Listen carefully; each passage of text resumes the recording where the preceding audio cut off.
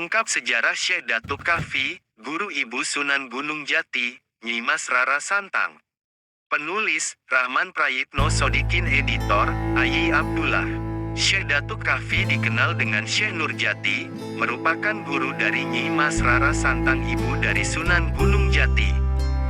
Syekh Datuk Kahfi adalah ulama penyebar Islam di wilayah yang sekarang dikenal dengan nama Cirebon.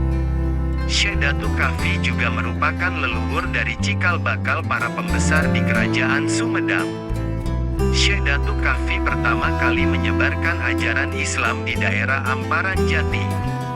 Putra Syekh Datuk Kahfi merupakan wujud dari Pangeran Santri Sumedang, penerus penguasa di Kerajaan Sumedang Larang, Jawa Barat. Syekh Datuk Kahfi juga merupakan keturunan Amir Abdullah dan tokoh perintis dakwah Islam di wilayah Cirebon. Syekh Datuk Kahfi menggunakan nama Syekh Nurjati pada saat berdakwah di Giri Amparan Jati yang lebih terkenal dengan nama Gunung Jati. Kronologis singkat Syekh Datuk Kahfi lahir di Semenanjung, Malaka.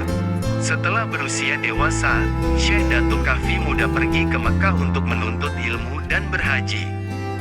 Syekh Datuk Kahfi sampai di Nagari Singapura, sekarang Desa Mertasinga, Kabupaten Cirebon.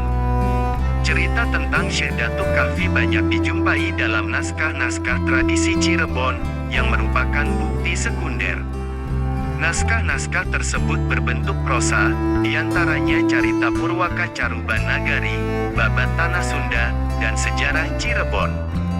Cerita tentang Syekh Datuk Kahfi juga dapat dijumpai pada naskah yang berbentuk tembang. Salah satu tembang yang menceritakan Syekh Datuk Kahfi diantaranya Carukan dan Babat Cirebon. Naskah-naskah tersebut berbentuk prosa, diantaranya Carita Purwaka Caruban Nagari, Babat Tanah Sunda, dan Sejarah Cirebon. Cerita tentang Syekh Datuk Kahfi juga dapat dijumpai pada naskah yang berbentuk tembang.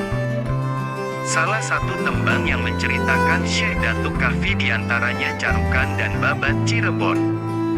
Babat Cirebon terbitan SZ Hadi Sucipto Wawacan Sunan Gunung Jati, naskah Mertasinga, naskah Kuningan, dan juga naskah Pulasaren. Dari sekian banyak naskah-naskah Babat Cirebon, terbitan Brandes saja yang tidak memuat tentang Syekh Nurjati. Sedangkan naskah tertua yang menulis tentang Syekh Nurjati dibuat Arya Cirebon pada tahun 1706 Masehi. Singkat cerita, Syekh Datuk Kahfi melakukan dakwah Islam di salah satu kampung yaitu Pasambangan. Dalam melakukan dakwahnya, Syekh Datuk Kahfi menggunakan cara yang bijak dengan mengikuti adat dan budaya yang ada. Karena menggunakan cara yang bijaksana dan penuh hikmat dalam mengajarkan agama Islam, maka dalam waktu relatif singkat pengikutnya semakin banyak. Syekh Datuk Kahfi akhirnya kedatangan Pangeran Walangsungsang beserta istrinya Nyai Endang Ayu dan adiknya Nyi Mas Ratu Rara Santang. Mereka bertiga bermaksud ingin belajar agama Islam dari Syekh Datuk Kahfi.